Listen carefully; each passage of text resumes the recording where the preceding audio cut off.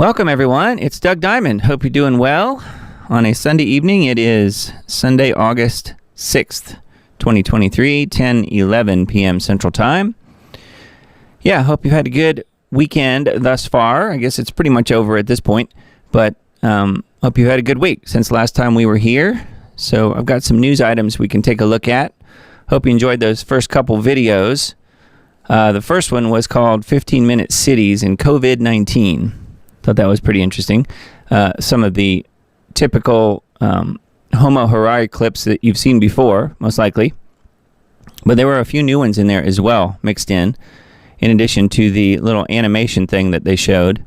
And then, of course, the Greg Reese report talking about nanotech in a, I guess you could qualify as a viral video that's been going around this week on that. And, just to a couple of those points, from what I understand, Morgellons is probably part of the same system.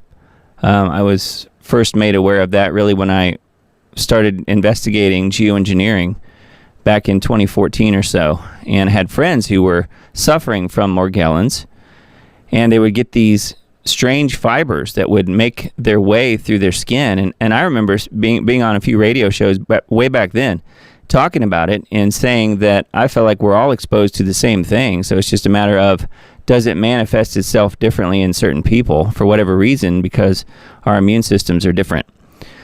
So I think the nanotech has been coming down in the trails, the chemtrails, the geoengineering trails for a long, long time. And I do think that if we have the Holy Spirit in our lives, if we are protected by the blood of Jesus, that will suffice. I think that's enough. So let me know what you guys think. There's no way to know exactly how that's affecting us. I do think it's definitely in all of us. Now, does that mean we've taken the mark of the beast? No. We have to breathe. God knows this. So because of that, we haven't purposely chosen to take a mark. And that's a little different than having something directly injected into you, which I know you guys know how I feel about that. So anyway, I do think it was a very good video that Greg put together, and just a little verbiage correction. It's not chelation, but it's chelation. And I'm not sure if Greg had not heard that word before or what, but yeah, chelating metals out of the body is certainly a very important thing to do. So lots of really good information out there.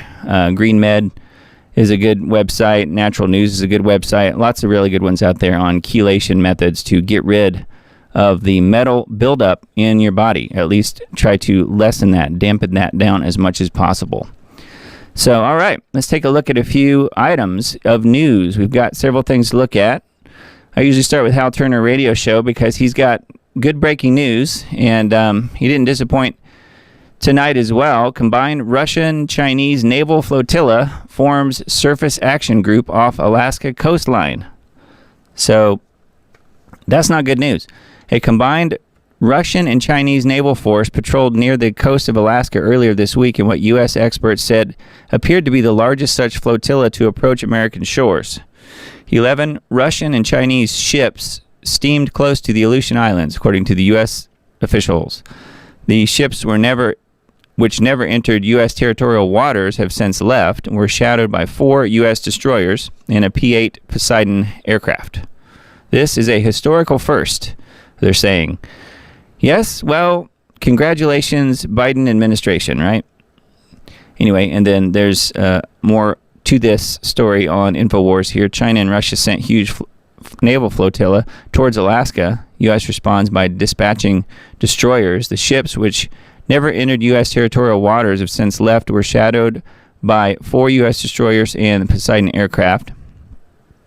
A large joint Russian-China military exercise, which is being described as an unprecedented size, has sparked alarm in the Pentagon. Alarm. They're just a little worried about it, given it took place off of Alaska, causing the U.S. to dispatch 4 Navy ships and aerial assets in the same waters, a very rare move itself of significant size.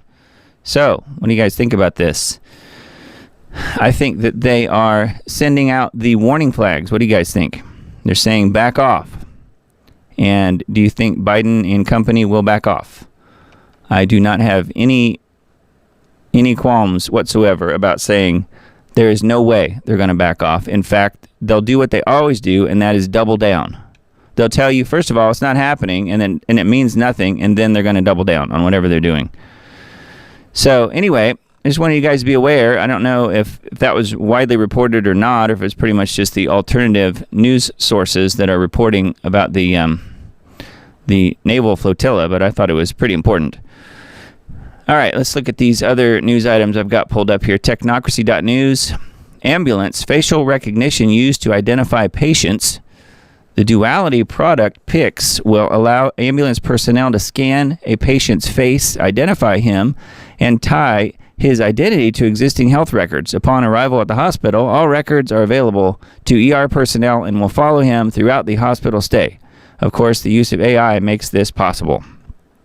Of course, they're leaving out the she's, the hers, and all of the transgender people in this article. So everyone's offended because it only says he. But you get the idea. You get the idea. And it's getting to where it's not even safe to get run over by a car anymore. I mean, they're going to have AI and facial recognition as soon as they throw you in the ambulance. So anyway, I had a kind of an interesting experience this week. I was at a restaurant with a good friend of mine, and up comes a robot up the aisle with chips and salsa on top of the robot. And the robot was talking to us. It had lights flashing around the outer edge of it, and it wanted us to take the chips and salsa off of the top of it. And the friend that I was with refused to do it. I thought it was pretty funny. I was actually cracking up at my friend a little bit because he was really beside himself, because it was totally unexpected. We were just in a Mexican restaurant that we go in quite often, and it was just weird to see a robot roaming down the halls, roaming down the aisles, and wanting you to obey it by taking the chips and salsa off of the top of it. So anyway, we told it no, and the people that work there came over and helped us from there on. So we got human assistance after that point. But I just thought it was pretty interesting. It's just one of those things where, this article is talking about ambulances, but you can run into this at the local restaurant now, which that was the first for me as well. So I don't know about you guys. What do you guys think about that? I don't want chips and salsa served by a robot. Bye-bye bulb. Incandescent light bulb ban starts today. This was on August the 1st, I think, is when that officially started. The light bulb industry went pop for the last time, dimming into the waste bin of history. Although the ban has been anticipated for some time, it proves how pernicious the global warming cult is to influence industry. Now the light bulb police will levy fines against any retailers who are caught selling them. So, yeah, I mean, they want to get rid of everything that works and replace them with things that don't work, so that we'll be in the dark, apparently. I mentioned the light bulb story last week, but anyway, there's more here on this particular article on technocracy.news. And a couple more articles that I found on there. Brain to Music, reconstructing music from human brain activity. New study from Cornell demonstrates that scientists can reconstruct music that you are listening to with remarkable precision. AI is used to decipher changes in the brain. As you listen to a music recording, then it reads your mind in real time. No harm there at all, right?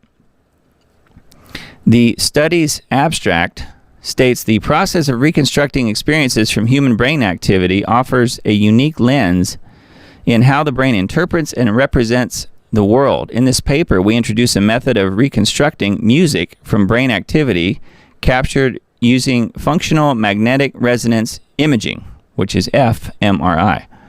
Our approach uses either music retrieval or the music LM music generation model, conditioned on embeddings derived from the fMRI data. The generated music resembles the music stimuli that human subjects experienced with respect to semantic properties like genre, instrumentation, and mood. We provide supplementary material, including examples of the reconstructed music at this URL. So, pretty weird, huh? They're reading your brain to see what music you've listened to. But there's a video here about it embedded on this page. I thought it was kind of interesting just because I'm involved in music and had never really thought about this as something that would even be a thing, but I guess it is. I can see how, the AI end would be able to, spit out some version of music. That's really no problem whatsoever. It's the reading of the brain that's new to me, so that's pretty wild. Anyway, yeah, that's on technocracy.news.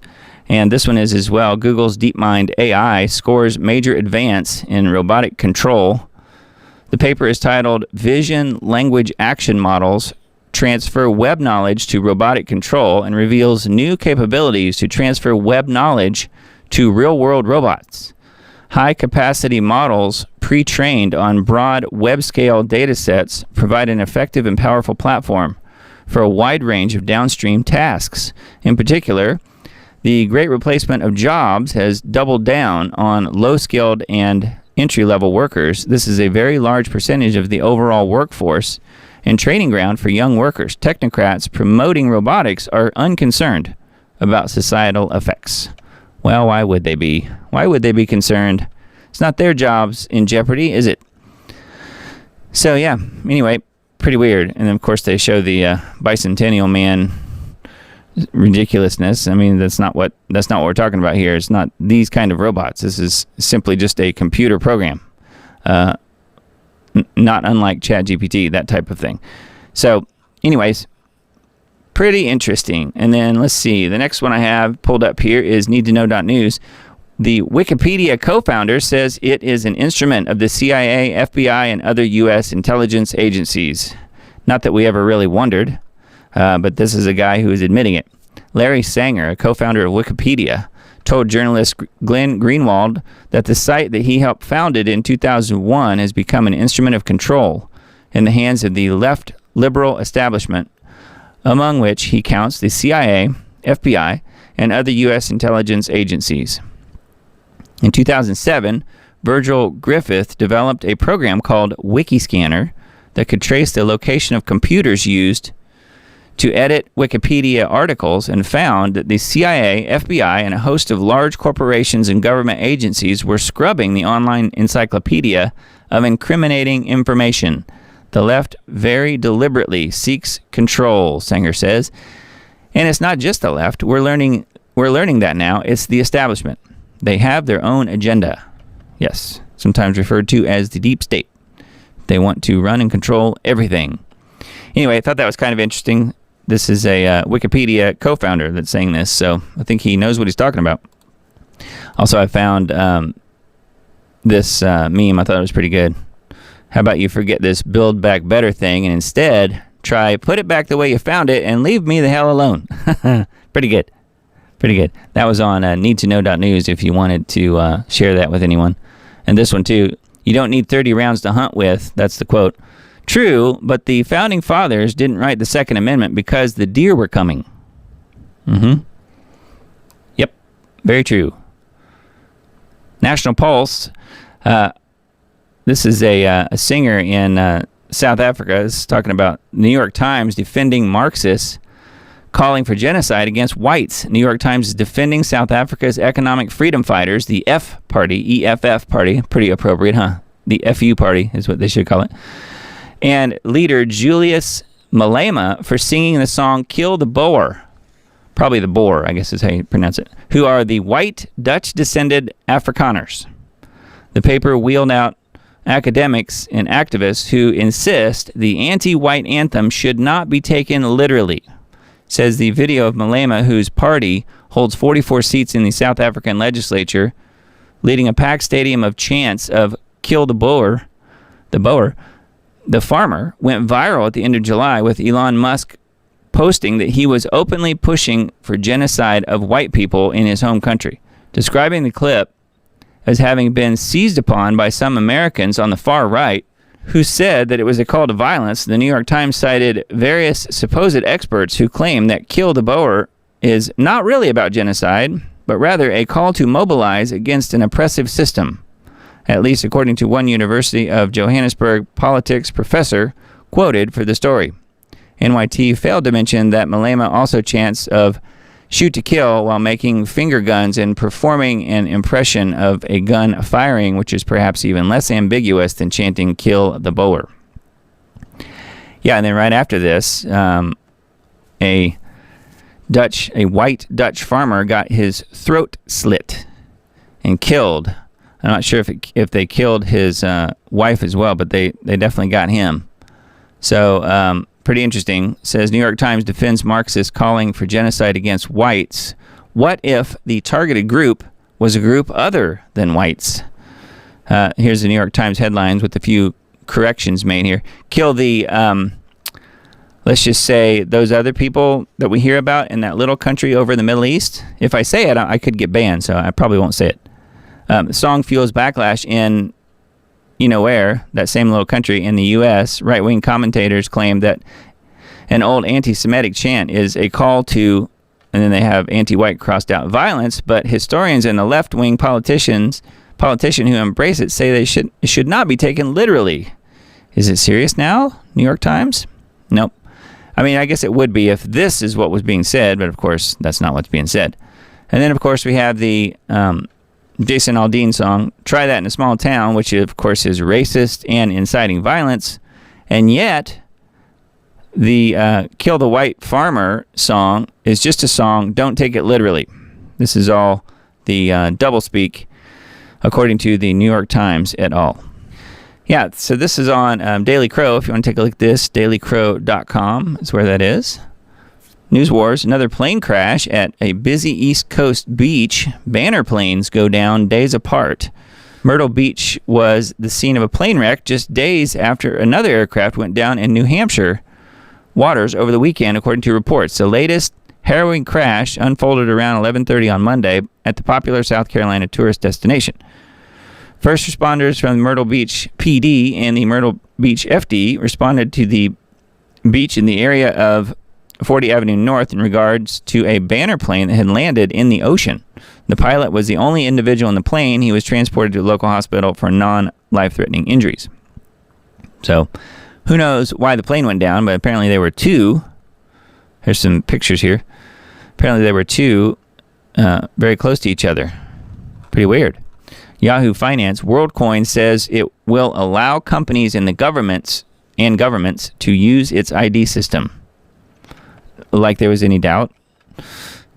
There wasn't in my book anyway. WorldCoin will expand its operations to sign up more users globally and aims to allow other organizations to use its iris scanning and identity verifying technology. A senior manager for the company told Reuters, co-founded by OpenAI CEO Sam Altman. WorldCoin launched last week, requiring users to give their iris scans in exchange for a digital ID and, in some countries, free cryptocurrency as part of the plans to create an identity and financial network. So they're bribing people to get their irises scanned and paying them, at least in part. Anyway, yeah, I just didn't know if you knew about that, but this is coming right out and saying, yep, we're going to allow companies and governments to use the system, like there was any doubt really ever. But still, though, when you talk about these types of things, some people can call you a conspiracy theorist and you don't know what you're talking about. But this article obviously proves that that's what they're going to do with this data. White House purges 442 reporters using new press credential rules. Over the past 3 months, the number of reporters with access to the White House has dropped by 31%.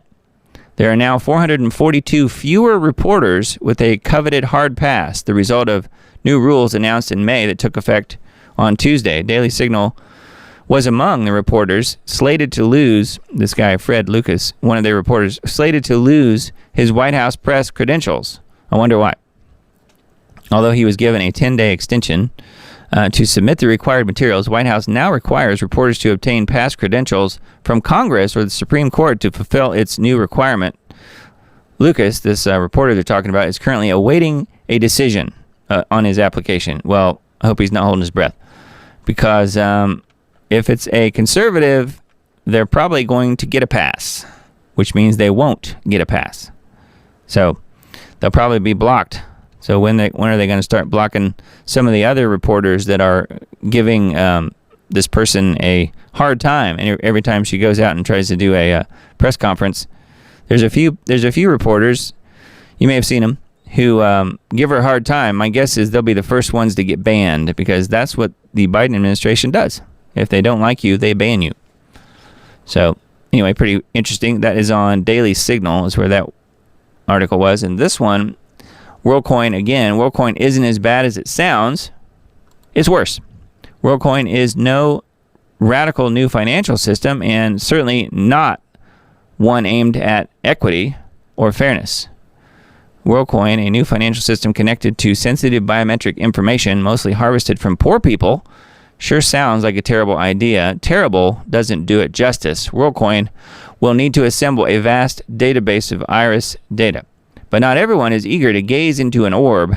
In the bootstrapping phase, at least, you had to pay people to scan their eyes, and so WorldCoin turned to the global south, home to the cheapest eyeballs, and played a dark game of what will people do for money. So that's pretty interesting, huh? It says, incredibly, WorldCoin was unprepared for an obvious consequence of this rollout strategy, a black market for verified credentials. You can now seemingly buy a World ID for as little as $30. Anyone then with more than $30 on hand can command more than one digital identity. See how that works? Although WorldCoin is aware of this issue, it has proposed solutions to resolve it. Of course. They bring in the problem and then they come out with the solution. Never heard that before. Connecting real people to digital identities is a thorny puzzle. A thorny puzzle. WorldCoin does not fix this. It is unlikely it ever can, since nothing in the design can stop professional Sybil attackers farming eyeballs on the ground level through nefarious means. That sounds exactly like something right out of Minority Report. They're using fake eyes or someone's real eyes who've been removed in order to gain access to certain data. But, of course, that'll never happen. That's in the movies. Right? Or will it? Discern Report, I found this one too. Speaking of heart attacks, McDonald's bankruptcies soar 40%. And now thousands of stores are about to disappear. It's funny, I was kind of giggling at this, that they're calling them stores and not restaurants, because that's really basically right. They're not restaurants. There's no food served at McDonald's. If it's food, then it's PHOOD.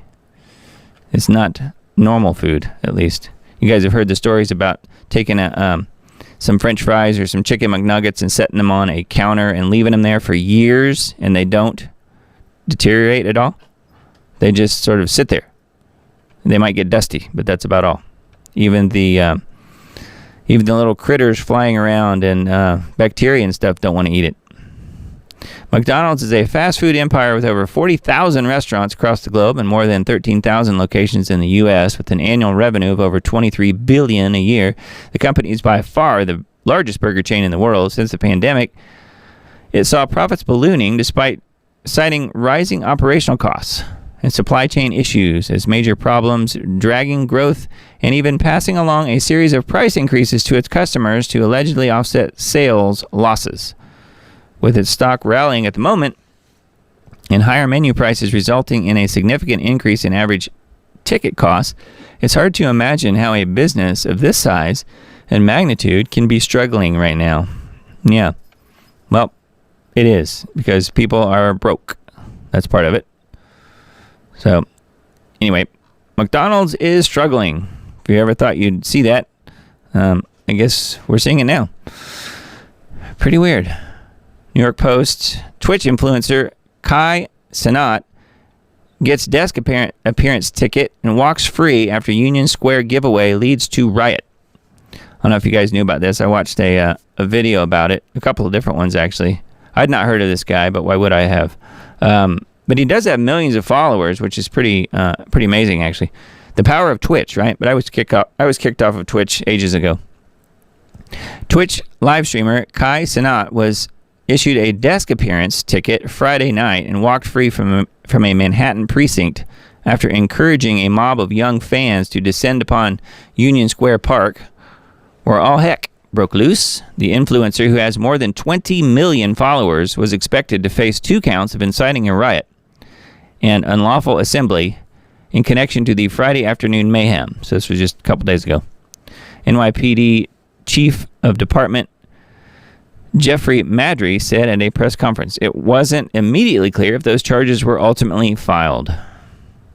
So anyway, this is him here in the hoodie. And this guy here, I think, is a bodyguard. Anyway, yeah, I watched some of it. Here he is here. I'd never heard of him before, but I do think it's pretty interesting. Basically, he probably didn't know, but he did not have a permit to have this sort of public assembly. And he went on his Twitch channels or wherever and said, we're going to have a giveaway and give away all these like Sony PlayStations and things like that. And I don't think anything was ever given away. They basically started rioting as soon as these people showed up in New York and started tearing stuff up and riding on cars, on the tops of cars and all kinds of stuff. It was weird. So here it is. They're causing all sorts of mayhem here. You can see some of the still photos. There's lots and lots of video around. But yeah, New York City descending into a hellhole again. Not a shocker, right? Watch video that reveals stunning history of John Trump, the president's uncle. I've had lots of people send me info on John Trump, Donald Trump's namesake. New video has been released by a team that is working to find the truth about American elections and specific catastrophes like the prosecutions over January 6th at the U.S. Capitol. It's already has detailed its war with Connect, an election system company described as having links to China. It sued for defamation, but then abruptly dropped its legal action when details about the dispute were posted online. New video details the lifetime of John Trump, the uncle of President Donald Trump, and a key player in many of America's technological advances in the years after World War II. What I was going to mention says during that post-World War II period, he was instrumental in key developments for industry and military, including work on the theories of Nikola Tesla. So that's apparently what this story is about. And I've been to the New Yorker hotel and seen and taken pictures of the room on the floor. I forget which floor it's on in the New Yorker where Nikola Tesla lived the last few years of his life. And as soon as he passed away, the U.S. government basically just swarmed in there and confiscated everything. So they took all of his technology. So apparently Donald Trump's uncle was involved in some of the information that's come out as far as Tesla's research and stuff. Pretty wild, huh? Yeah, anyways, all right. So that was on WND. This one's on Radar. Indiana, mom of two dies after drinking too much water during a family trip. 4 bottles in 20 minutes. I saw this and it was sort of surprised. I've never really heard, I've heard of people drowning, but she didn't drown. She literally drank too much water in 20 minutes. I didn't even know that was possible. Did you? 4 bottles in 20 minutes. Says Indiana mother of 2 passed away after drinking too much water during a family vacation earlier this summer. Ashley Summers, 35, passed away last month shortly after returning home from a trip with her husband and 2 young daughters. Summers told her family she felt like she couldn't drink enough water before collapsing from water intoxication. So that's what they're calling it. Of course, she may have had other things happening, other things that we don't know about. Says she was reportedly rushed to IU Health Arnett Hospital where she was pronounced dead. Doctors informed the family that she passed away from water toxicity. So that's a new one to me. I hadn't really ever heard of that one. It says someone said that she drank 4 bottles of water in 20 minutes. Her brother told WRTV, an average water bottle is like 16 ounces, so that was 64 ounces that she drank in a span of 24 minutes. That's half of a gallon. That is a lot of water, I'll give you that, but man. Says Miller also revealed that his 35-year-old sister's brain started to swell as a result of the large amount of water she consumed. So there you go. Water's killing us now. Just don't drink it too fast, I guess. Or too much. Man, too crazy. Anyway, yeah, prayers for her family. That's really sad. I'd never heard of that one before, though. Andrew Tate has apparently been released from home. He was under house arrest. Andrew Tate's team reveals conditions of release after house arrest. So he's apparently a free man again now. Representatives of Tate have released information about the conditions of which he must live now that he has been freed from house arrest. The British-American influencer, 36, was released from house arrest in Bucharest, Romania, after he was first arrested in December on charges of human trafficking, rape, and forming a criminal gang to sexually exploit women. Which, again, if you've not heard his interview that he did with Tucker Carlson, was probably a 2-hour interview, maybe 2.5 hours.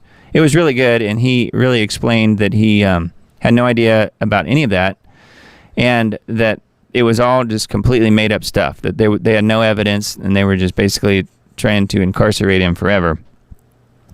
And I posited that I think it's because he converted to Islam. I think that is a big part of it, because Romania, they have had their issues with Islam going back many decades, centuries.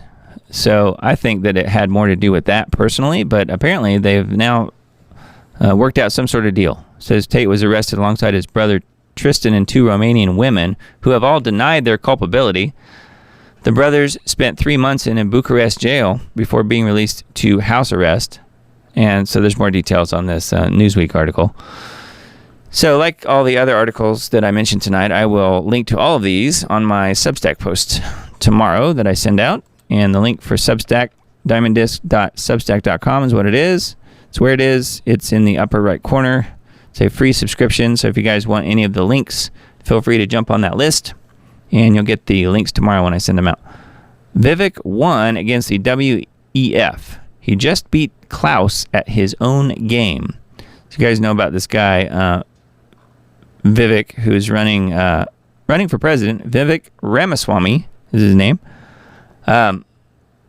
Says one major criticism folks on the right have lodged against the 2024 candidate, Vivek, I don't know if it's Vivek or Vivek Ramaswamy, is that he's a globalist puppet. You may wonder how that can be, since he sounds a lot like America First populist. Well, it stems from an unwanted award that the WEF, World Economic Forum, issued to him back in 2020 and plastered all over their website.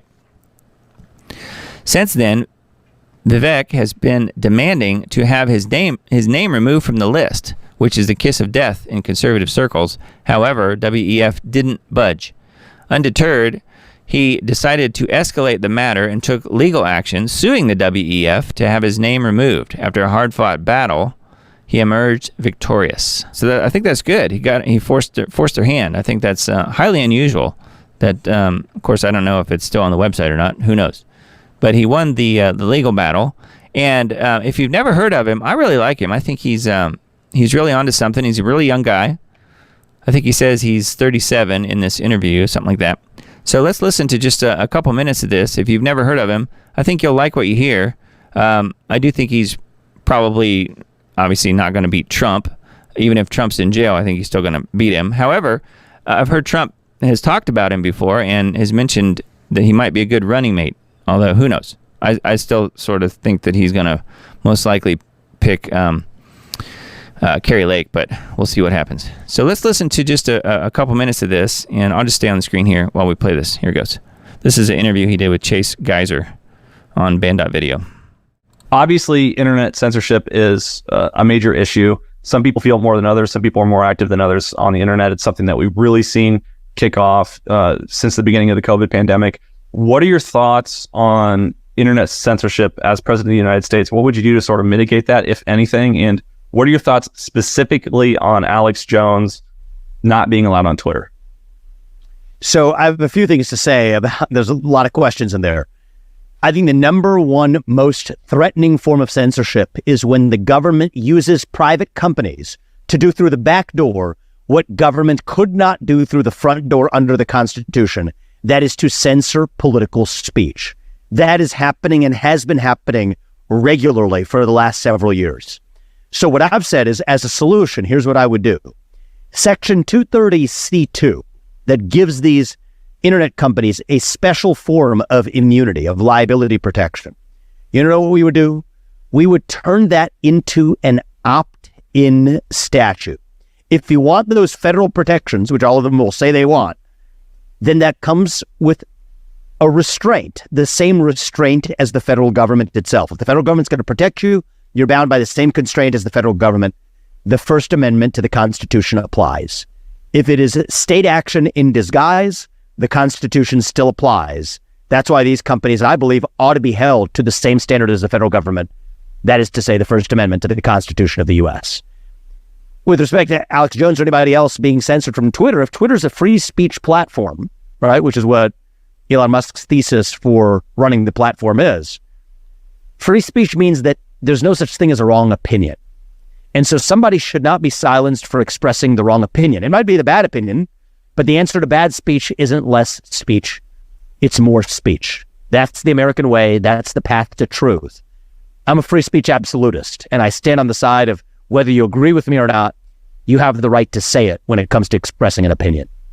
All right. Well, there you go. That I think that gives you a pretty good indication of Vivek Ramaswamy. I think he's saying a lot of really good things, and I do agree with everything he said there pretty much. So, yeah, it's a name you've probably heard a little bit. Not sure if you've actually heard him talk before, but I'm, I would say pleasantly surprised.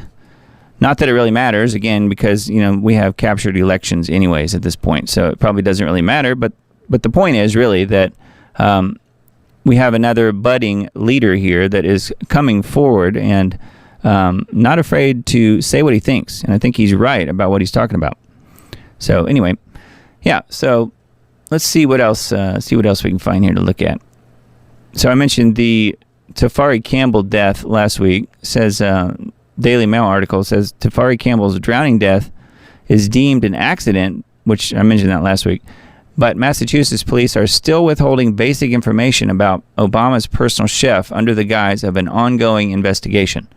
Tafari Campbell's July 23 drowning death near the Obama's Martha's Vineyard estate was ruled an accident, but police continue to withhold information. Authorities are rejecting requests for the identity of the sole witness in the 911 caller, citing an exemption that allows police to withhold information. So more cover-up, which we knew that was already happening. I mentioned it last week. And I've been sort of tracking it a little bit more on CBK News over on Twitter. I didn't pull that up to look at it this week, but there was definitely a little bit more information. But nothing really worth mentioning that much on here, I think. But just know that it's an ongoing cover-up, and Obama is not being implicated here other than by folks who are in the alt media who are saying, "Hey, let's have a look at his bandaged fingers and possible what looks to be black eye," and the body apparently had cuts and bruises and marks all over it, so all over him. In addition to cuts and scrapes and bruises on his face, so apparently there was quite a scuffle, and that's not what the official story is. So something here is not adding up. But shocker, it's just like the whole Clinton thing. So they're covering stuff up. Canadian Prime Minister Trudeau and his wife, Sophie, are separating. Trudeau has been married to his wife since 2005. Canadian PM is separating from his wife, Sophie. Says Trudeau stated, I think it was via Instagram, that after many meaningful and difficult conversations, we have made the decision to separate. As always, we remain a close family with deep love and respect for each other and for everything that we have built and will continue to build. What are they going to continue to build if they're not together? Anyway, Justin Trudeau, Fidel Castro's son. So what we're going to do here is we're going to take a look at a couple things. This is a meme that I found. And he will now be starring in a new episode of a new season of The Bachelor, complete with Emmanuel Macron. And they're going to be getting hitched very soon, now that he is unencumbered by being married to a human female. And no, I'm just joking, of course. But, I mean, you can see how much they like each other in this picture. And I posted this on my Facebook page to a little bit to my chagrin, because I had to explain that it's not real and that who these people were. There were some people who didn't understand what was going on here, and they thought I was promoting homosexuality. No, I'm making fun of Justin Trudeau and the fact that he's pretty much come out almost. He's almost come out of the closet, as it were, just like Obama. So, and you can see how much he likes Macron here in this picture. So anyway, unfortunately I had to explain the joke, but I thought it was pretty funny. So anyway, let's take a look at this this video. I've got this queued up, so let's see what this has to do with. It's called Trudeau, a house divided against itself cannot stand. So this is for my Canadian friends out there. This one's for you. All right, I guess I broke the Schadenfreude rules that Homer Simpson was lecturing us about. But I couldn't help it. I mean, this guy is just, it's just so rich of him to go about, doing what he does, trying to be the dictator of Canada, and, for him to embrace Macron and be willing to have his picture taken in situations like this. He deserves some criticism, in my opinion. And I'm not making fun of him. I hate that his marriage is falling apart, but my guess is it probably has to do more with him than with her. I could just be, it's a total guess on my part, but who knows? Who knows? And while that's sad, I do think that it's not too surprising, given the fact that he is Fidel Castro's son. Proven fact. And we've talked about that before on this show. So anyway, more power to them, I guess, except I don't actually want them to have more power. Anyways, yeah, enough about old Justin Trudeau, but I just wanted you guys to be aware of that, and I thought that Dan Dick's report was really good. I like his work. Press for Truth is definitely someone that deserves your support, and I think he's doing a really good job. He's got a band.video channel, so I tend to watch some of his videos on there. All right, let's keep moving here. Activist post, 7 trends which indicate that economic disaster is approaching very rapidly. Michael Snyder with his blog. It's one of the articles here, front and center. I'll just read through a few of these headlines. You guys can pull up activistpost.com, which is a really good website, if you want to. Press freedom under fire. Federal judge orders former Fox reporter to reveal sources in controversial FBI case. Pretty surprising, or not. Another class action lawsuit filed against Tesla. Customers say they were misled by the company's exaggerated range claims. Gee, you mean Musk is lying? No. Interacting with robots in everyday life. I just told you about my experience at the Mexican restaurant. I do not want my chips and salsa served from a robot. I don't know about you guys. Anyway, that's probably a little bit more to this particular article, but that was my experience this last week. From covert to overt, UK government and businesses to seek to unleash facial recognition technologies across urban landscape. U.S. Air Force conducts first AI flight with stealth drone. That doesn't sound good. And radioactive fish near Fukushima renews concerns of nuclear wastewater dumps in the ocean. CNN, Biden administration desperate to sell Bidenomics, so the regime is putting up signs with Biden's name on them at construction sites. It says what appears to be desperation, Biden administration is putting signs with Biden's name on them up at construction sites in an attempt to boost weak poll numbers. Polling shows American people are not buying into Bidenomics. As the Gateway Pundit reported, Joe Biden keeps talking about how great the economy is and trying to take credit for it, but polling shows American people are not buying his song and dance. It's because he's lying through his teeth, although he probably thinks he's telling the truth. We all know that story. Watch, former Disney star declares I'm pro-life after learning truth about the abortion industry's propaganda. Former Hollywood actress Lee Allen Baker, known for her role as Amy Duncan in the Disney TV series Good Luck Charlie, recently detailed her journey to becoming a pro-lifer. Now, that is something you don't see very often. So here she is here. So I think she was maybe the mom or something. I've seen the show a little bit because my daughter used to watch that show.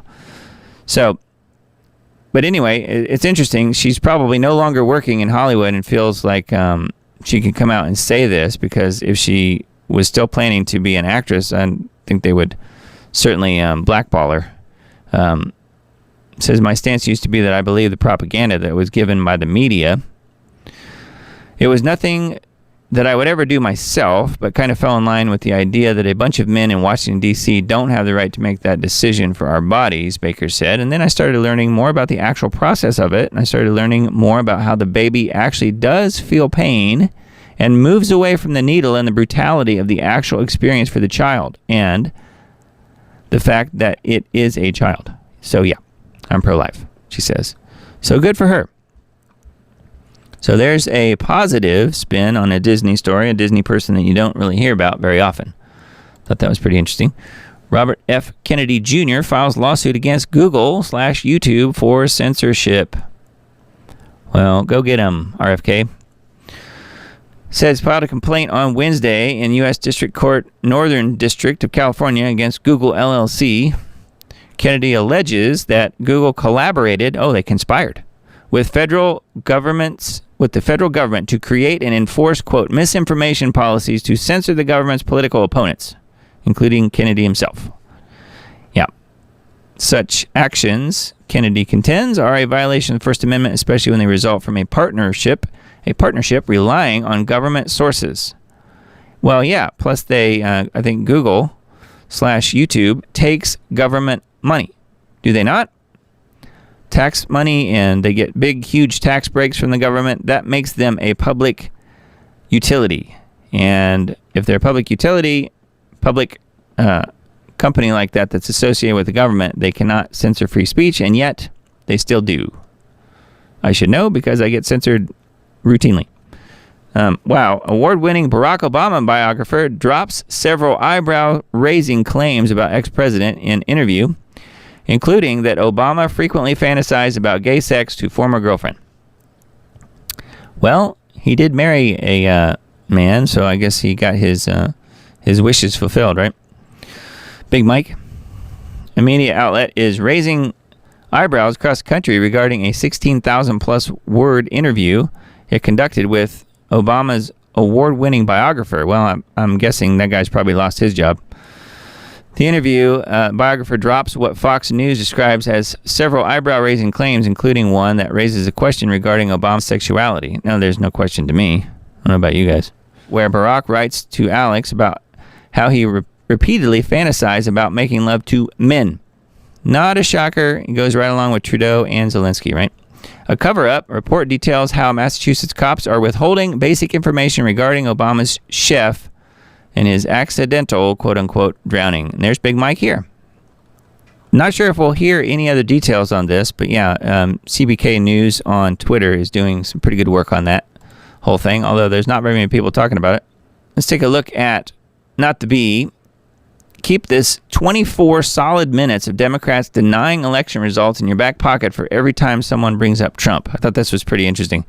The article says, I hate to be one of those Democrats are hypocrites guys, and I don't want to be impotently raging about the shoe being on the other foot and how it's unfair to Trump, but I mean, come on. Here's 24 minutes of Democrats denying the results of an election.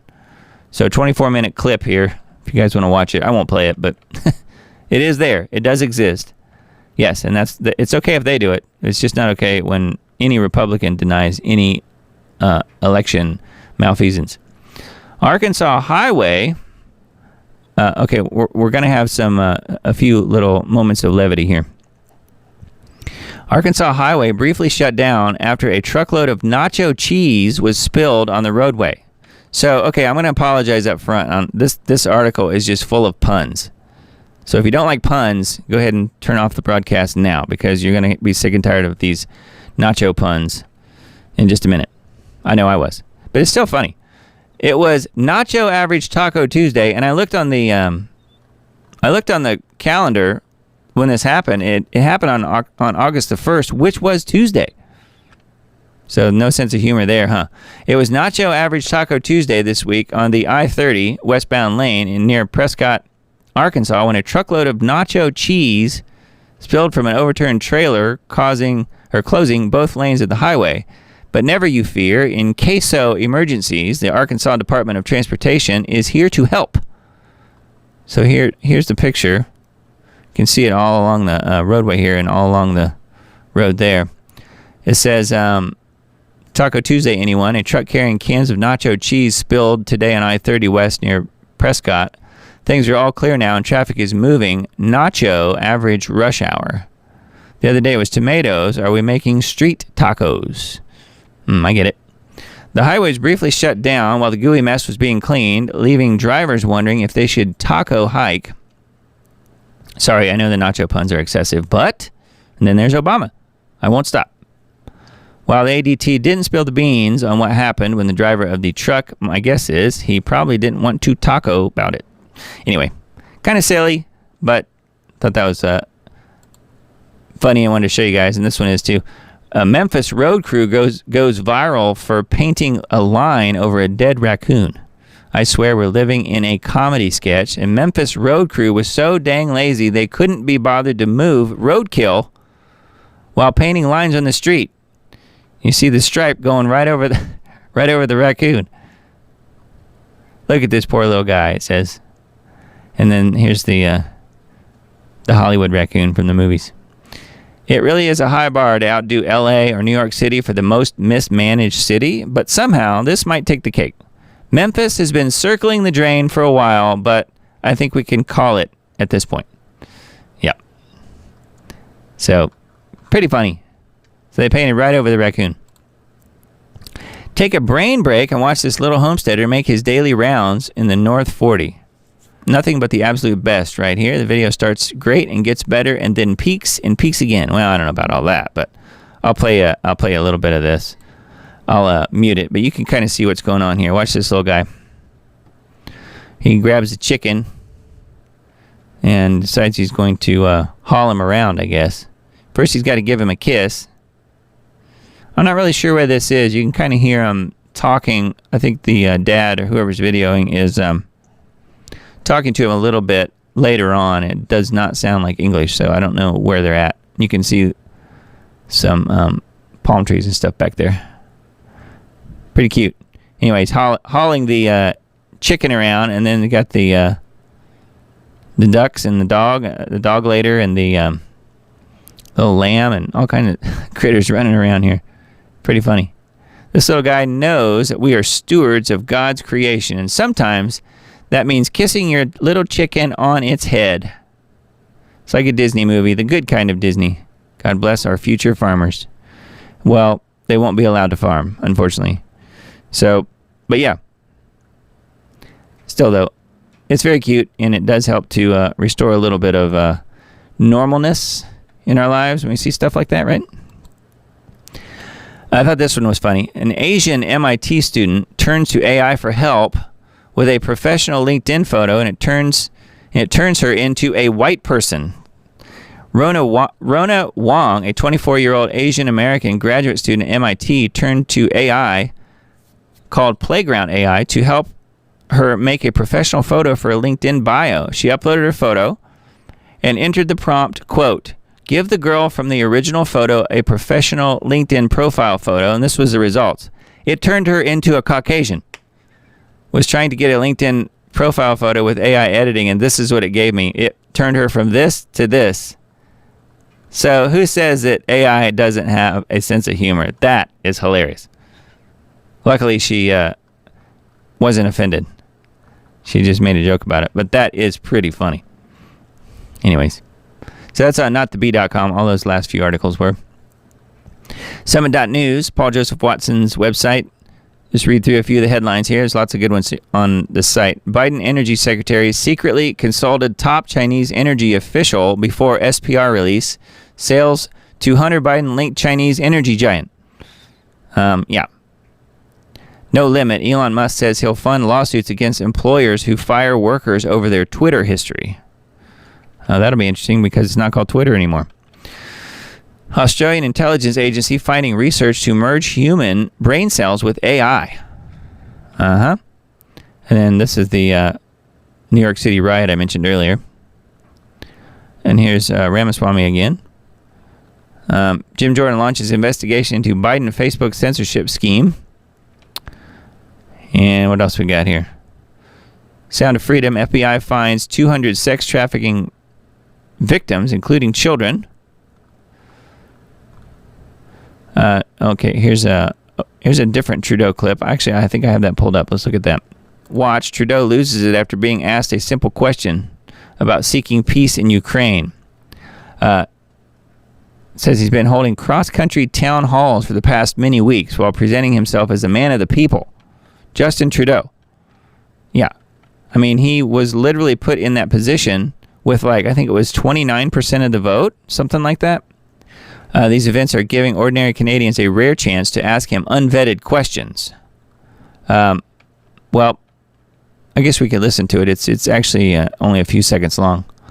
Town hall audience member Michael asks Trudeau an earnest question about the war in Ukraine. In response, Trudeau accuses him of proliferating Russian propaganda and disinformation.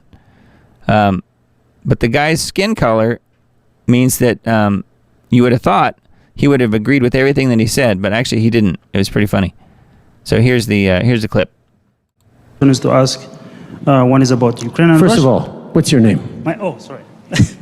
My name is Michael. Canada is traditionally known for advocating for peace. I know we are a member of NATO, but I know we don't have a nuclear weapon. Why has your government failed to draft a peace proposal to end this war in Ukraine? I'm going to have to call you out, Michael. You're completely wrong about the war in Ukraine.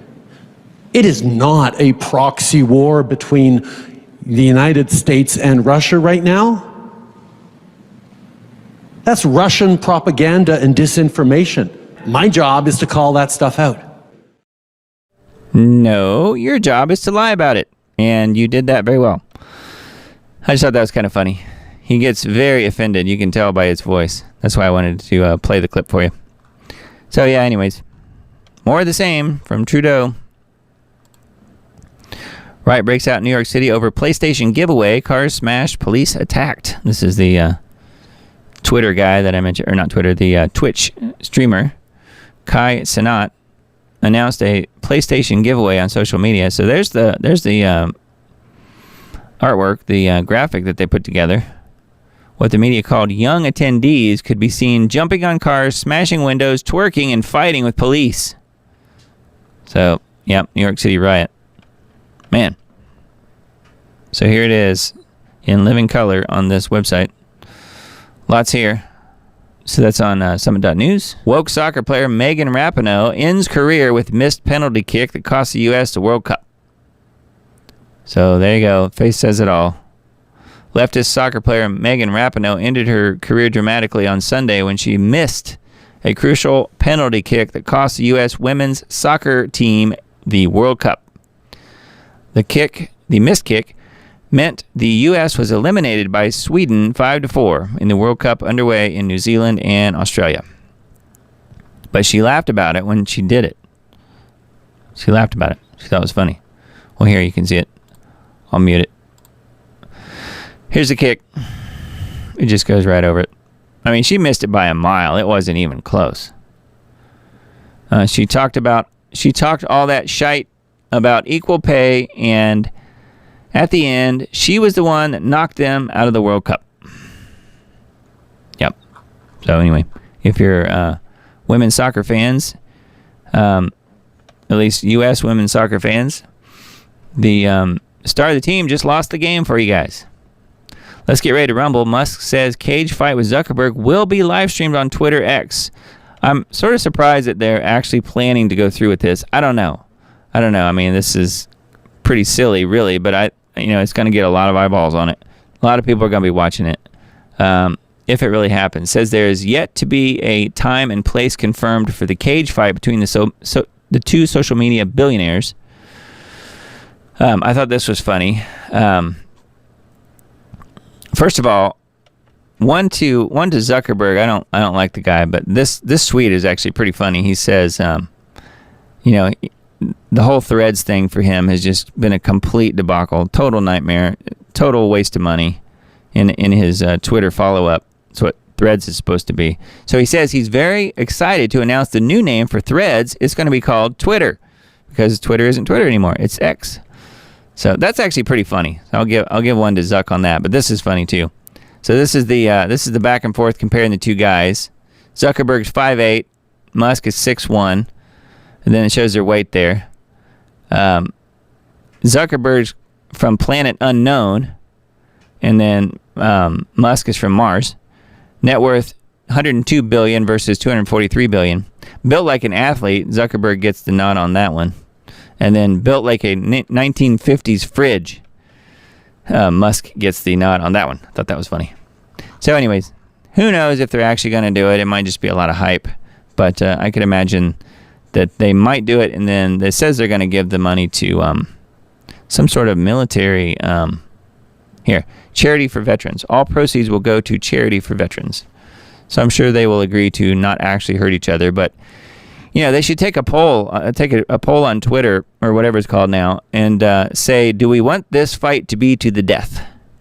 I think that would probably be overwhelmingly yes. Of course, I'm just joking, but that would be funny. To the death. It's like the old Princess Bride, right? To the death. All right, vaccine impact. Got a few headlines to look at here. False prophets now lead their deceived followers as America stands at the brink of collapse. False prophets. So, not exactly sure who the false prophets are here, other than probably political people that they're talking about. But the start of the article is on this page, and you click through it to go read the whole thing. CIA and FBI manipulate Wikipedia, according to co-founder. That's the one I mentioned earlier. Psychiatrist and chairman of Arkansas Medical Board charged with medically kidnapping hundreds of people. And then Kenya bans WorldCoin and World ID as other nations push back on privacy concerns. Digital concentration camps, how biometrics are making our homes virtual prisons in preparation for the next lockdowns. So yeah, that's what they want, trying to roll that stuff out in time for the next lockdowns. I think they're probably not going to be virus lockdowns. I think they will be climate lockdowns, just like they've talked about. So okay, and then I wanted to mention this one because this is another one of those, like, what are we in, some sort of weird Twilight Zone or something? Is the Kentucky Ark more popular than Noah's original? This is on Israel365news.com. Talking about this Kentucky Noah's Ark. I didn't know that there was an Ark in Kentucky, but that's what this article is talking about. I might have to go see it now because I'm probably not that far away. The exact location of the original Ark, built by Noah at the behest of God, is unknown, but a full-size reproduction in Kentucky is garnering much attention, topping the list of tourist attractions. So just the first sentence right there is completely wrong as far as it's unknown. The original location is unknown, is what this says. It is known. It's been known for... I mean, we just talked about this last week with the whole Sodom and Gomorrah thing, and now they're doing the whole thing again, except with Noah's Ark. And I might sound like a broken record, but guess what? Ron Wyatt found Noah's Ark. I keep saying this kind of stuff over and over and over. But the guy's just not getting credit for it. I mean, Noah's Ark was found. He discovered it back in the 70s or 80s. It's been quite a while. It's right here on his website, ronwyatt.com. Here it is. Live in color. Ron's first trip in 1977 was to find Noah's Ark. 10 years later, in 1987, he was a guest of honor by the Turkish government when they dedicated the site to Noah's Ark and the surrounding area as a national park. So this article here is saying that it's unknown, but they're totally ignoring the fact that Turkey has officially come out and said, yes, this is Noah's Ark right here. It's this big hump, this big lump in the ground. The tapes laid out the Ark connecting the metal readings from the metal detector and the molecular frequency generator surveys in 1985. These patterns were later confirmed in more detail by subsurface interface radar scanning. And you can see how they had lines drawn across the whole thing. Above Noah's Ark and the Visitor Center. There's an actual Visitor Center. There's Noah's Ark right here. You can go visit it.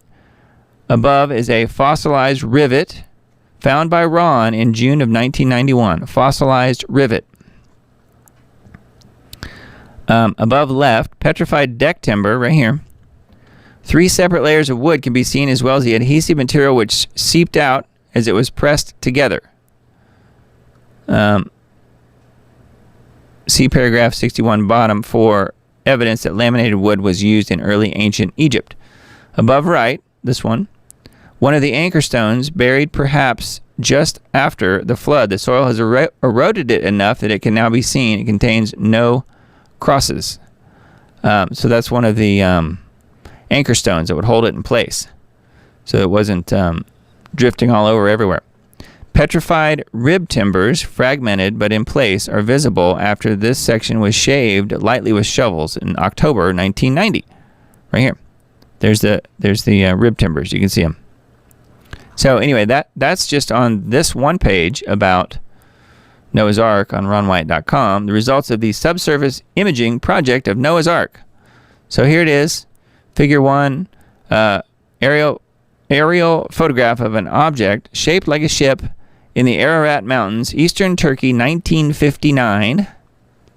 Now, that was taken by someone else, obviously not Ron.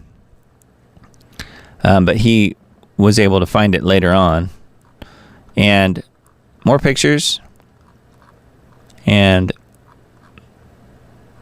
here it is, 3-dimensional view of the hull shape looking upward at the front left section of the bow. So there it is. So yes, it has been found.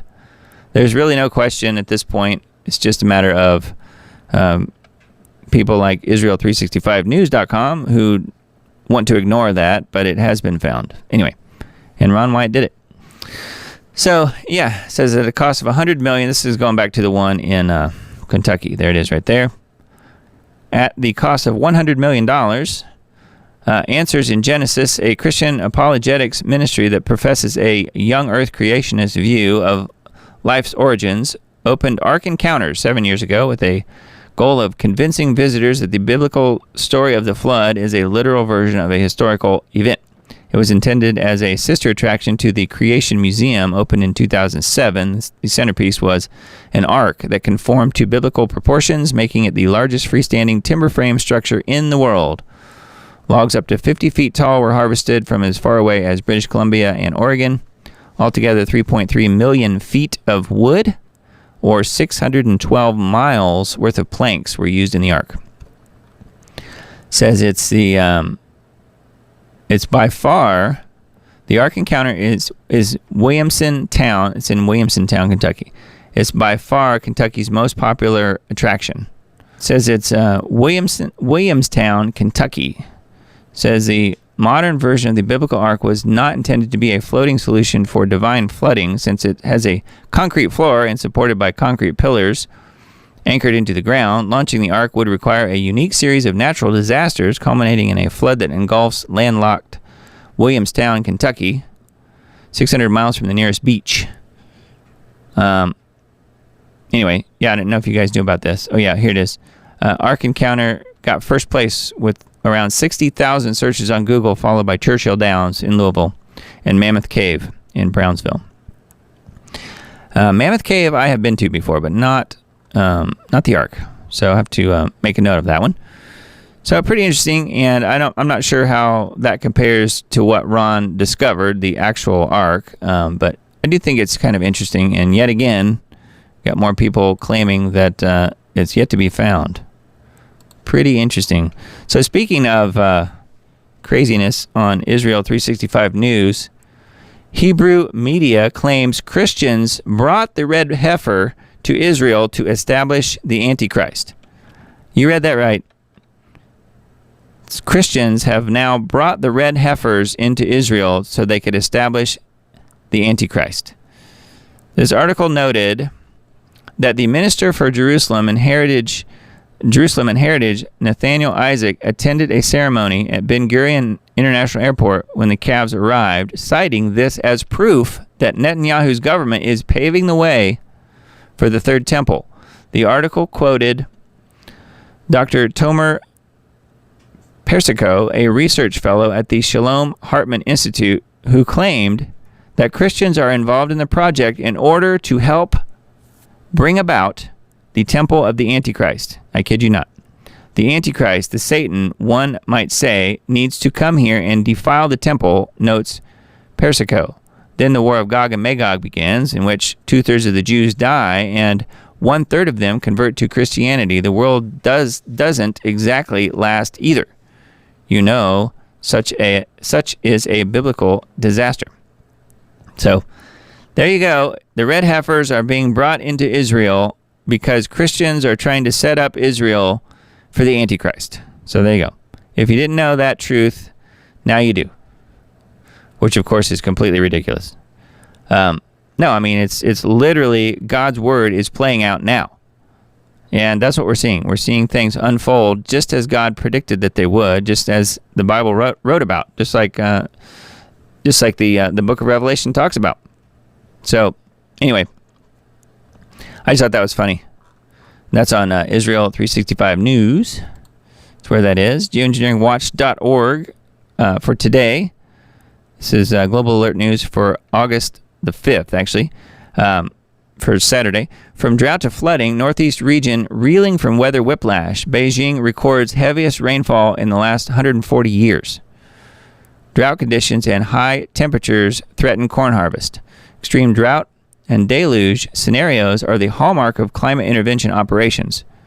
Government cartels around the world have actively or passively colluded and cooperated with covert climate engineering operations for decades. Have their motives been benevolent or something else altogether? Based on all available data, maintaining total control until total collapse is the bottom line in this equation. So, anyway, feel free to check that one out. Another good installment of Global Alert News from Dane Wigington. And I think we are reaching the end of the articles that I have for today. So let's take a look at the comments and see what you guys are saying. Looks like we've got some comments, although not tons. So let's see. What in the world's going on? I guess we'll find out in this broadcast, William says. Hello, Doug. So thankful to have the opportunity to meet here again with you and friends while we hear about the madness du jour. Yeah, no kidding. Doug's got the best theme music. Oh, thank you, Emily. Yeah, it's all it's a library that I have access to, so it is good stuff, but it's stuff that doesn't get me in trouble for playing it. That's the main thing. Free will is over. Homo Harari, Emily says. Yep, free will is over.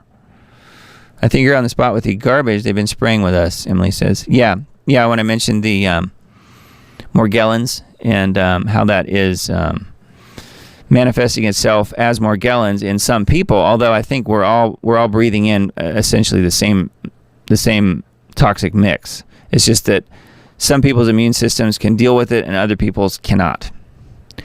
Jenna Nasharino says, the Truth Denied did or does have one of the most voluminous collections of information on Morgellons. Okay, yeah, The Truth Denied. So thanks. Yeah, that's good. I've known a number of people who have battled through that, who have suffered with Morgellons, and it's just one of those things that just never goes away. Susan says, Russ Tanner is one of the most knowledgeable people I can think of when it comes to the effect of heavy metals on the body. Yes, you're exactly right. I don't know if Russ is here tonight. Sometimes he is. But yeah, in his website, globalskywatch.com. Kelly says, howdy all. These startup videos were really, really good. Oh, you know what? I've got a couple others. One of them I played last week, but it's so good, I want to play it again. And I'm going to close the show with it tonight in just a little bit when we wrap it up here. But I'll just tell you what it is. It's the AI version of Paul Harvey doing If I Were the Deep State. I played that last week, and people loved it. And I've got the real version of Paul Harvey talking about If I Were the Devil. That was the original that was done in 1965 or something like that. So because If I Were the Devil was so famous, so well known, someone, I don't even know who did it, but someone made an AI version with his voice doing If I Were the Deep State. So I'm going to play both of them back to back. And it's very, very well done and incredibly poignant. It certainly is a good one to end on tonight. So yeah. So stay tuned for that. Yeah, it says, Doug, remember when you talked about the number 20 and I talked about 23, Kelly says. It dawned on me that they go together, 2023. Something will go down this year on your timeline. We'll see. Yeah, I do remember that. Yeah, it was in my End Times Dates series, video number 4, which I'll link to in the Substack, but it's the one where it talks about, talking about, going back to Ron Wyatt for a second, talking about his discovery of the Ark of the Covenant and the blood, Jesus' blood that was found on the top, on the mercy seat, on the top of the Ark of the Covenant. Well, the mercy seat was exactly 20 feet below where the cross holes were. So when he was pierced, when his body was pierced, the blood and the water ran out of his body and down through the hole that was created from the earthquake that had just happened, and literally down onto the mercy seat on the top of the Ark of the Covenant, which was atoning for the sins of humanity. So because that was a 20 feet distance there between the cross holes and then down to where the mercy seat was, that just told me that 20 was an important number. And I went into some further research on the number 20 a little bit in that video. So End Times Dates video number 4. So yeah, interesting thought there, Kelly, about 2023. I think you're probably right. And, a lot of people are saying that this is the year that, you could have something like complete economic failure across the world. That a lot of people are saying that that's going to be this year. And that may be what happens. They may try and bring in the Great Reset this year yet. It's really hard to say. So it could be that. Could be World War III. Could be both. But I do think it will be an interesting rest of the year for sure. I mean, I think I stated last year in September that I really felt that that God was telling me in prayer that every September is going to be a big thing. Something big is going to happen every September, pretty much. So we'll see what happens. I don't know. We'll see. Last year, seemingly, not that much happened. However, if you look at it, it was the death of the Queen who then let it be possible, because that happened. Charles ascended to the throne, and if he is indeed the Antichrist, that means that he was literally enthroned in September last year, even though officially, yes, it happened May the 6th this year, but he was the king. People were calling him the king right away, and that was in September last year. The September previous to that, 2021, was when the whole La Palma thing happened with the volcano and what I call, it's called the Palm, and I called it a version of Palm Sunday. It was God letting us know that September 2021 was the beginning of the 7 years, the final 7 years on planet Earth, at least before Jesus' return. That doesn't mean it will be the end of the world. It just means it will be the end of the age, and that will usher in the Battle of Armageddon and then eventually the 1,000-year reign of Christ. So that's how I see it, and I do think every September will be important. So we'll see this year if something huge happens in September. A lot of people are saying, man, it could be economic collapse in September. I know Anthony's even said that, and he never puts dates on anything. So, yeah, let's see. We'll see what happens, obviously. We're going to be around, I hope. Yeah, let's see here. Robots with chips and salsa cracks me up, Susan says. Yeah, I know. That was not a pleasant surprise. Let's just say my friend was very taken aback. He was really ticked, man. He was going to get up and walk out. I kind of calmed him down a little bit. I said, it's not a big deal. Let's just stay here and have lunch. And we did. And we enjoyed it. It was fine. But yeah, the robot with the chips and salsa almost ruined it for us. They have robots right here in a Thai place in Bozeman, Jenna says. Really? Okay. Interesting. Robots. Yeah. So they're taking over little by little. LED lights give me nosebleeds. Never got them until I started using them everywhere. We bought a few boxes of incandescents. Hopefully they'll last until Christ returns. Well, let's hope so.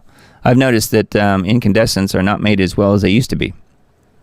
I mean, the technology exists to make an incandescent bulb last like 100 years, and it's it's obviously not happening. The ones I get, I'm doing good to get a few days out of sometimes. So yeah, it just depends. I'm pretty sure the controllers are reptilian. They seem to be adamantly opposed to all things beneficial to humans. Animals and plants aren't safe either. Yep, I agree. You know, and people get upset about the whole reptilian thing, and they automatically assume that reptilian means alien, space alien. But I go back to what the Bible says, talking about, you know, Genesis and what happened in the garden.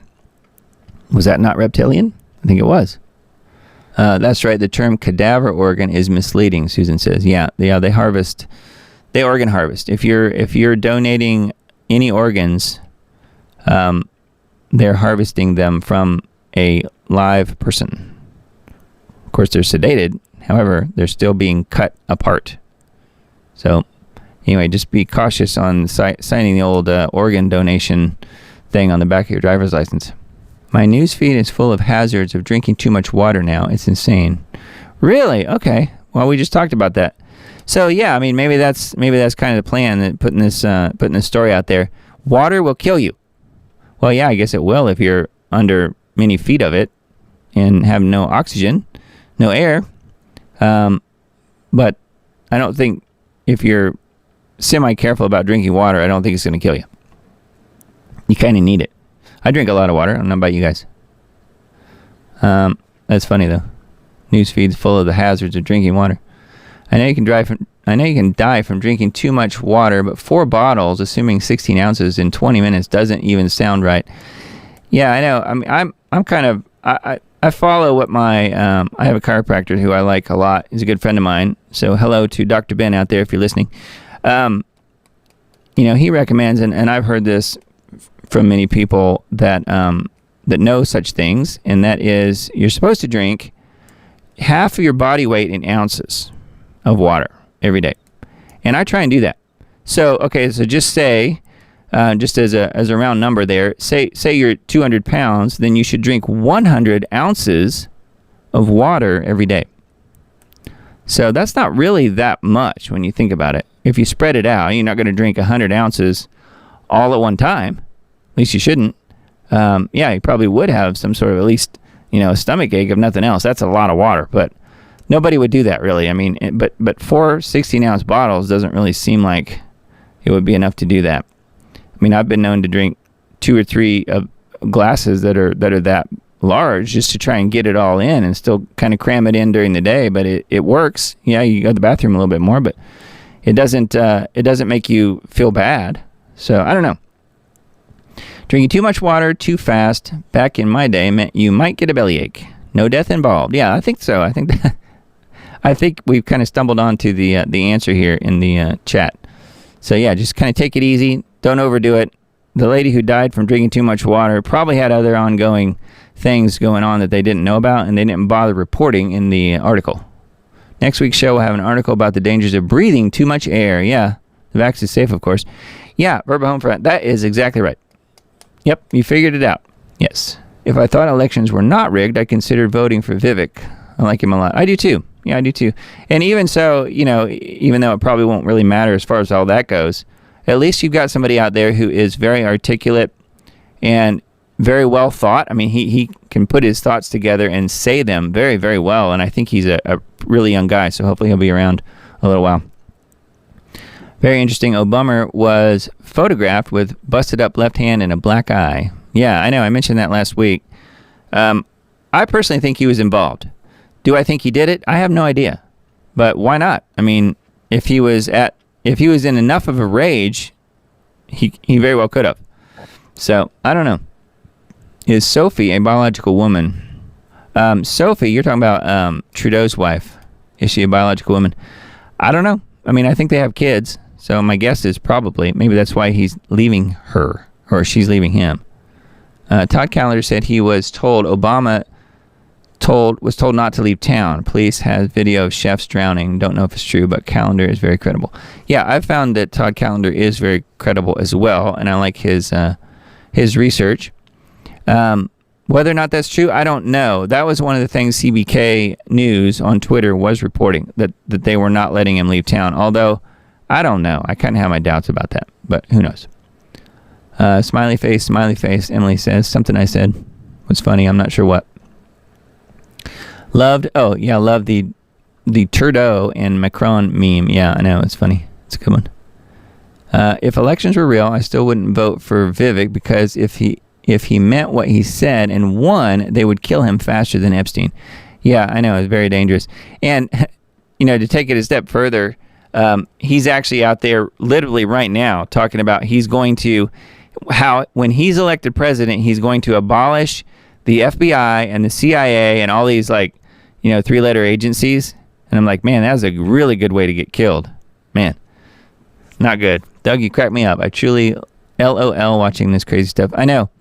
Well, that's part of the whole reason I'm doing this show, was to bring some levity to the end times headlines that are about to make us all super depressed. But I mean, if you know where you're going, if you know who's in control, you can't really get depressed at this stuff. You just kind of have to laugh sometimes. So that's the whole purpose in this broadcast, is to make fun of some of these complete morons who think they're out there doing Satan's will, and all they're doing is messing things up thoroughly. So why shouldn't we just laugh at them while they're doing it? Because ultimately, they're not going to win. God wins, right? Same here, Susan. Doug's humor makes this insane crap we're experiencing way easier to take. Well, I'm glad. I'm doing my part then. I'm glad. Trudeau plus Zelensky, Sylvie says. Yeah, I mentioned that earlier, and I think you're right.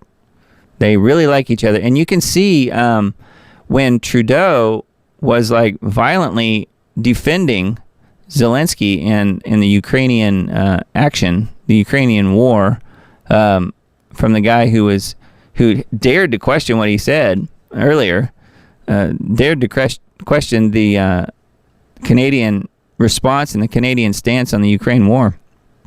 Pretty interesting. Maybe the racer's thumb inadvertently hit the like.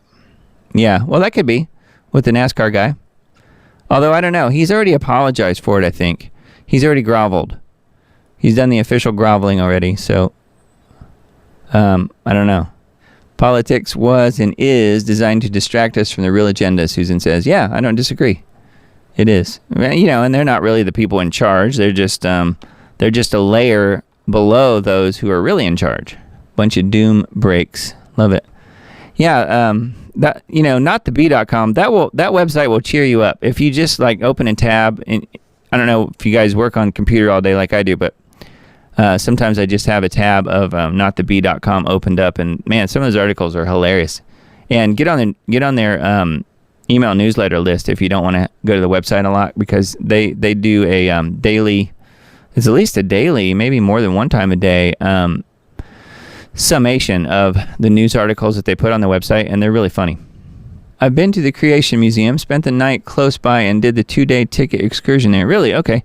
I'm not really a young Earth believer. I don't really think that our salvation, as Timothy Alberino would say, our salvific determination is based on that. I don't think our salvation is hinging on whether we're near-term sort of creationist type people who believe the Earth is only 6,000 years, or one of the people that the other conspiracy theorists like myself that believe that there is in fact quite a bit of proof to prove that the Earth is far older than that, and then in fact humans came along much later. And you could say that even some of the other civilizations that were on this Earth beforehand could be angelic. Maybe some of the civilizations that existed that got destroyed were angelic civilizations, and that humans came along much later. But whatever the case is, God was in charge then, and he is now as well. So wonder why they're ignoring Ron Wyatt's discoveries. It's obvious it was his discoveries. I thought everyone knew that. Yeah, I don't know. I think it's because, at least in part, because there are a lot of people that are like people trying to discredit what Ron is found. I think in part because everything he's found is right, and it's very, very, I would say, pretty easily provable that it's all proving the Bible true, and that the detractors, the people who would steer others away from his work, don't want people to believe that the Bible is actually true. I think that's some of it. And then, of course, you always have the people who want to take credit for other people's work, and that's part of it. But yeah, I mean, Ron found an amazing amount of biblical locations in the years that he had, and he wasn't a professional archaeologist. That's one of the things I think that stands out the most to me. He was scraping his dollars together to be able to go find these places because he felt led to from the Lord. He felt like the Lord was leading him to find these things, and that the Lord protected him and made sure that he was able to find these things before he left us. So I think personally that part of it is just a matter of jealousy and wanting to take credit for his work, because it's only just now coming out that some of these things were found. When the ark is discovered, by the way, which people, I mean, we've already talked about that before, that the Israeli Antiquities organization knows exactly where the ark is. They just can't touch it right now. But at such a time in the next few years, I'm predicting in the next few years, when that is made known that the ark has been, quote, discovered, there is a videotape in that temple, in that cave temple where the ark is sitting. The videotape has Ron Wyatt on the videotape holding up the Ten Commandments. The videotape exists. There's no one else, unless they just purposely hid the video. There's no one else who could possibly get the credit for it because he's the one on the videotape. So when that happens, just watch out. I think he will get credit at that point. And people will realize that everything he said was exactly true, and then therefore they'll go back and look at the other things that he researched and say, well, if this is true, maybe these other things he found was true as well. One of the things I posited in one of the videos on my End Times Dates series, it might have been episode number 8, I'm not sure without looking, was that, VHS tape players, keeping in mind the videotape on the cave temple shelf sitting there that was purposely left there, that will be found, videotapes only last so long. So if what the angels told Ron about the video being found, obviously that has to happen in a certain amount of years, because at some point, even though the videotape itself might still be good, you run out of people who even have videotape players. So they're going to, finding the player will be the hard thing to find at that point. You see what I'm saying? How many people in the audience here have a VHS player? I mean, I've got about 4 of them, but that's part of what I do for a living. I've literally transferred videotapes to DVDs and stuff. I mean, I've done that for years. So I have some. And there's a few people that do, but most people don't have VHS players. And this is either a VHS tape or a type of a VHS tape.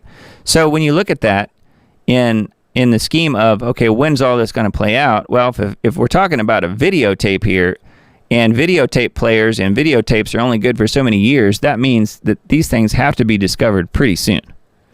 Does all that make sense? Hopefully it does. And I talked about that in, I think it was part 8 of End Times Dates. So yeah. They go to great lengths to keep people from knowing God and His Word.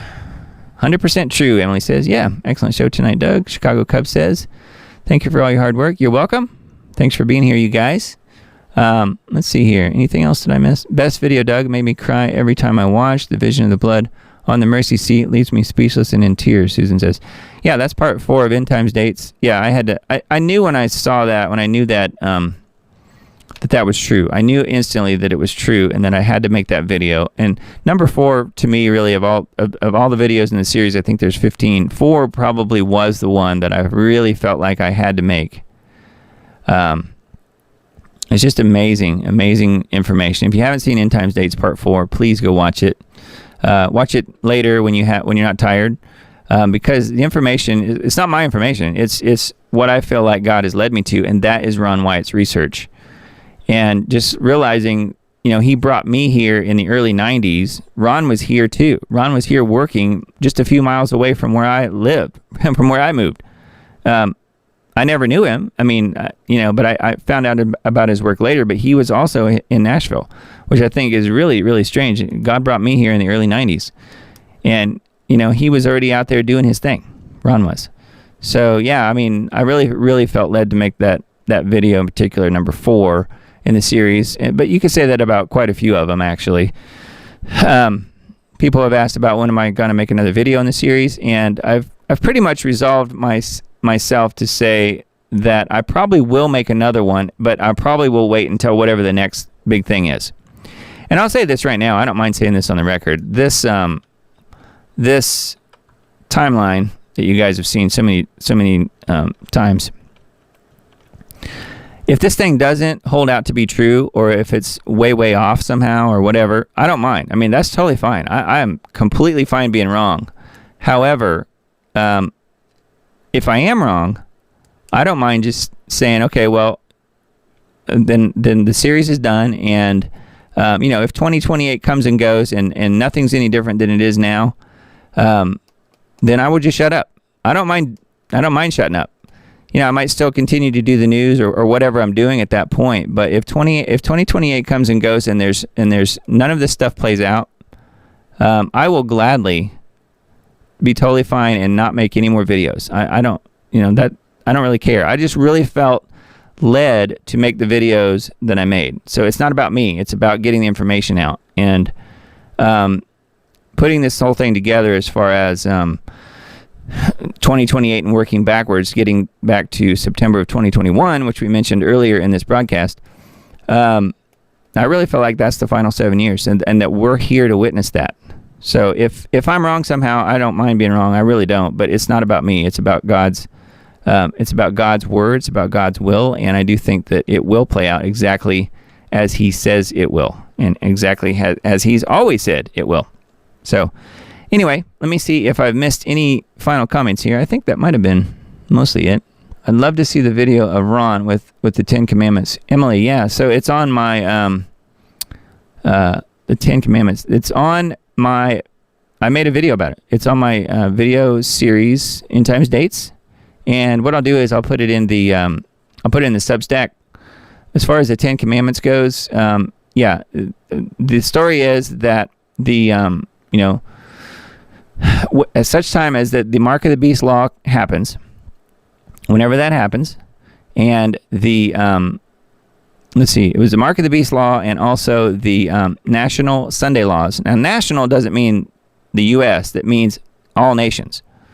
So the national Sunday laws and the mark of the beast law will happen at the same time that the 10 Commandments are shown publicly around the world, so that, and this is what Ron says, so that at that point, believers, people in general, will be able to decide: do you believe God's word, meaning the 10 Commandments are real, or do you believe in the Antichrist and the satanic side of everything, as far as the mark of the beast and the national Sunday laws, which to me would probably mean the one world religion. I think that's probably what that is, just a guess.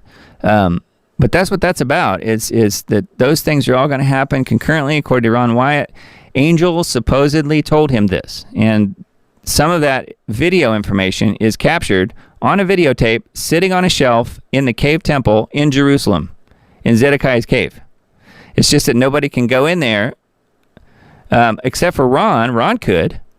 He's the one that found it. He discovered it, but of course he passed away in 1999, so it's a little hard to get him to go do that now. But someone will find it. I think as a result of an earthquake, probably. But I don't know. So it is interesting for sure, and I think that all of this being revealed is all going to happen very soon. And I've actually mentioned some of those things on here, on this, what I'm calling the End Times Events list, which you guys have seen this right here. massive earthquake. Let me make sure you guys can see this. Yeah, massive earthquake in the Middle East. Ark of the Covenant revealed in Jerusalem. 10 Commandments discovered. Ron White videotape discovered in Cave Temple. Jesus blood evidence discovered and confirmed true. That's also there with the videotape. And again, mentioned it in the End Times Dates videos. So, but I'll try and find that particular one. I want to say it's volume 8. Pretty sure it is volume 8. Ron said the video will be seen of him with the tablets and the mark of the beast and forced on the world. Chicago Cubs said, "Yep, you got it. That's right." So yeah, we'll see what happens. I mean, I don't think he was lying. I think Ron was exactly right, and I tend to believe a guy who happens to have found, let's see, Sodom and Gomorrah, the Ark of the Covenant, Mount Sinai, the place where the Red Sea crossing was, and Noah's Ark. I mean, I think that puts him in pretty good company, don't you? This is my opinion. So anyways, okay, well, I guess that's enough for me tonight. You guys know the rest of the story here. Oh, I was going to show you. I did get a End Times Dates bottle here. Let me show you this. This is a water bottle. So speaking of End Times Dates, we were looking at this earlier. We were talking about that. So there's the water bottle. It's available on the store. If you guys want to support my work, you guys certainly appreciate it very much. And, that stuff's on here. Here's a water bottle right here. That's the one I just showed you. And then there's a Diamond Report version of the same thing. And feel free to peruse the store if you want to. That's all available on store.thediamond.report. So, yeah, thanks you guys for taking a look at that. There's some hats and shirts and mugs and, I don't know, all kinds of stuff on there. So, yeah, definitely appreciate that. And but the number one thing you guys can do to help me actually is just share the show. Just share it. And if you are getting something out of the show and you feel like you know other people who will, other believers or whatever, I definitely appreciate your sharing the show. That would be awesome to me. That's probably the number one thing you guys can do to help me. So here is the YouTube channel. Take it to the Lord in prayer on YouTube. Still have a YouTube channel. Haven't shut me down yet. Rumble, Diamond Disc on Rumble. Diamond Disc is my company name, DIAMONDISC. So I'm on Rumble, and then BitChute, Brighteon, and ClickView. And then here's my website as well, diamonddiscaudio.com. It's my day-to-day business, mixing, mastering, do work in the music business. So, yeah, that's tonight's show, I guess. Let's watch this last couple videos. And I've done a lot of talking tonight. I'm sorry, I'm just blabbing here. I had a ton of videos. We really didn't watch very many of them. We watched a couple at the beginning and the Trudeau one, but let's watch these two. They're both really short, but I wanted to close with this because they're really important. First one I'm going to show is I showed it last week. It's the AI version of Paul Harvey, If I Were the Deep State, which, of course, it's AI, and Paul Harvey is no longer with us. So it's a version, though, of the original, which is If I Were the Devil from 1965. So I'm going to play them both back to back. Hope you guys enjoy it. We'll do it again next week, Sunday night, 10 p.m. Central Time. We'll be on, what is that, the 13th? Is that right? Coming up. So yeah, let's get together again then. And thank you guys for hanging out with me tonight. And Lord bless you guys.